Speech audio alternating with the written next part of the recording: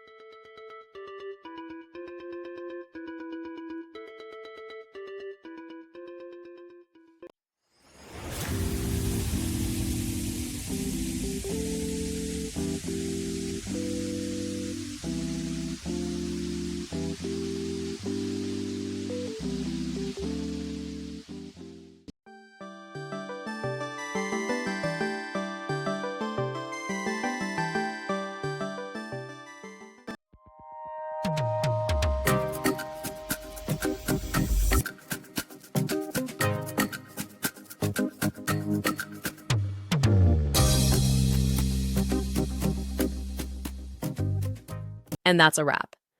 I hope you found the answer you were looking for. If you did, take a second to hit that subscribe button. It really helps out. And let me know in the comments which solution worked best for you. See you next time in the debug zone.